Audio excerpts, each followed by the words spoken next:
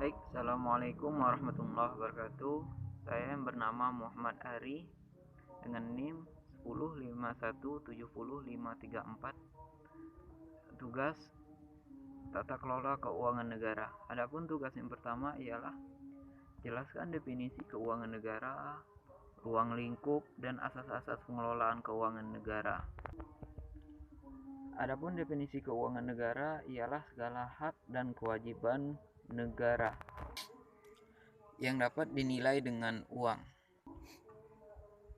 serta segala sesuatu baik berupa barang maupun uang yang bisa dijadikan milik negara. Adapun ruang lingkup keuangan negara. Ruang lingkup keuangan negara yang pertama ialah hak negara untuk memungut pajak, mengeluarkan dan mengedarkan uang, dan melakukan pinjaman. Adapun ruang lingkup keuangan negara yang kedua ialah kewajiban negara untuk memberikan layanan umum dalam membayar tagihan pihak ketiga. Adapun ruang lingkup keuangan negara yang ketiga ialah pengeluaran keuangan negara. Dan yang keempat, penerimaan keuangan negara. Dan yang kelima, pengeluaran keuangan daerah. Dan yang keenam, penerimaan keuangan daerah.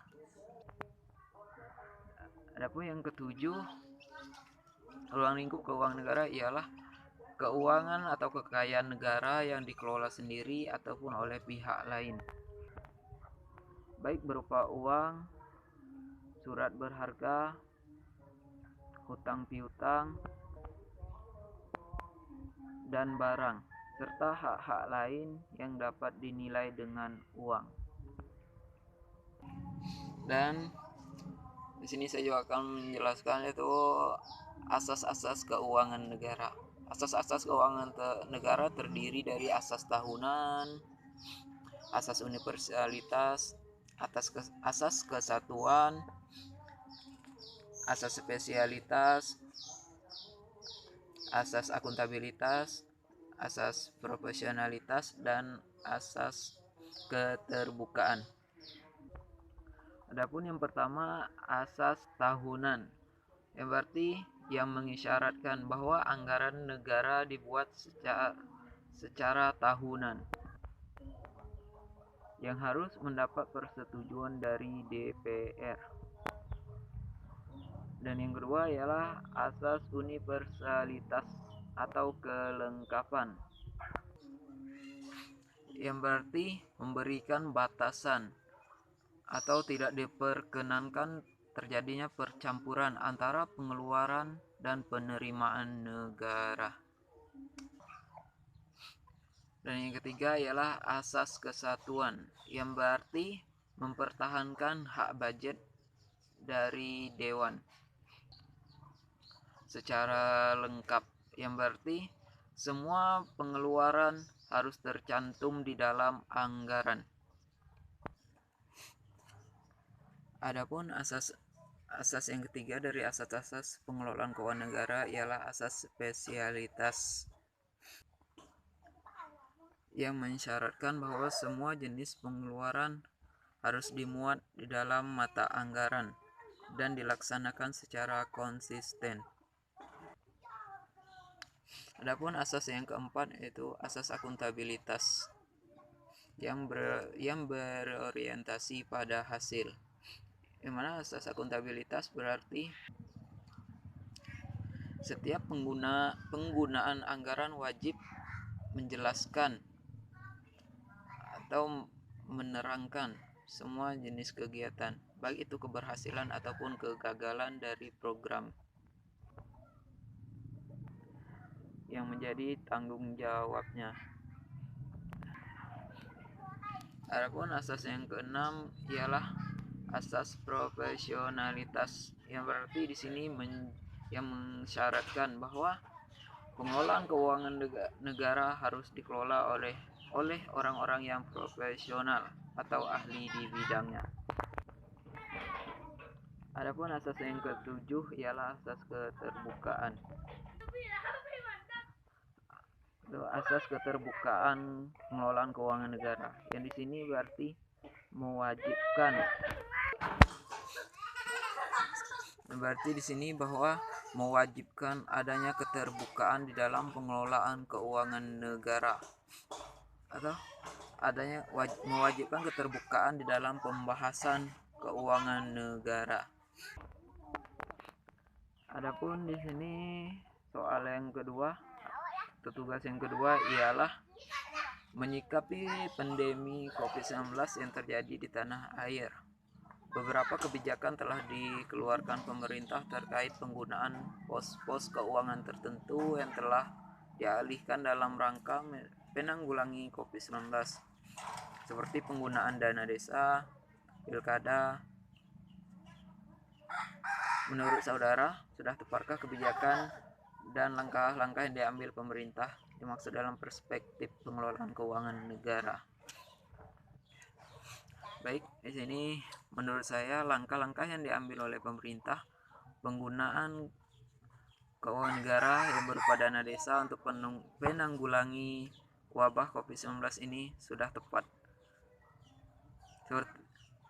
Yang mana tujuan dari penggunaan dana desa ini ialah untuk membantu perekonomian masyarakat yang terkena dampak langsung dari wabah ini, baik itu pekerja harian lepas, tukang ojek, dan lain-lain.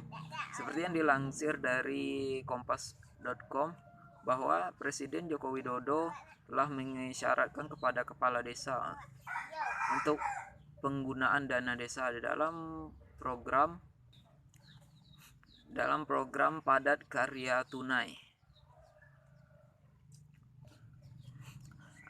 Adapun tujuan dari program ini ialah untuk memberikan penghasilan kepada pekerja-pekerja yang kehilangan penghasilannya, seperti tukang ojek,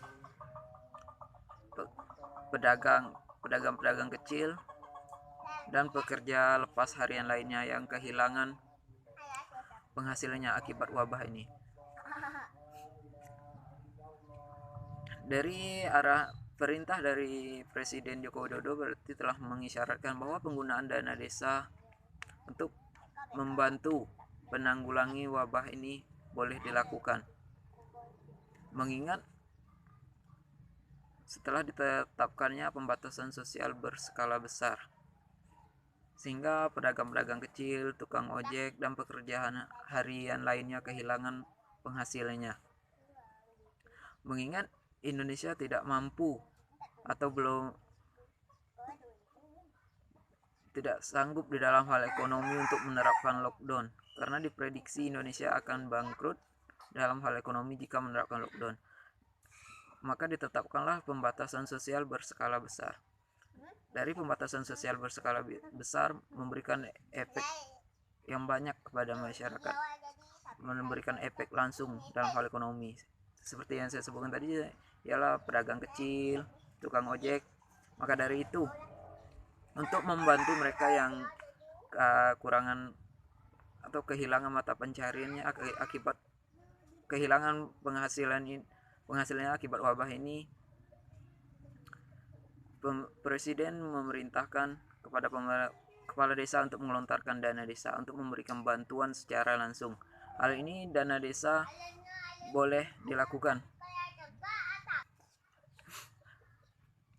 Dan juga dana desa boleh dilakukan untuk memberikan bantuan sosial, baik berupa sembako maupun uang tunai. Jadi dana desa tidak hanya digunakan untuk membuat bangunan fisik saja seperti pembangunan infrastruktur, namun dana desa juga bisa digunakan untuk memberikan bantuan sosial.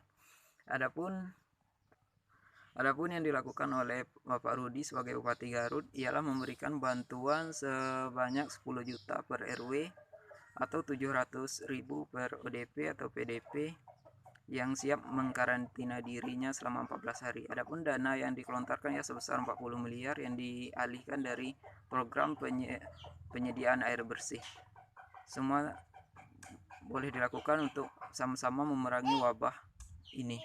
Sekian dari saya akhiri. Jika ada kekurangan saya mohon maaf. Akhirul kalam. Wassalamualaikum warahmatullahi wabarakatuh.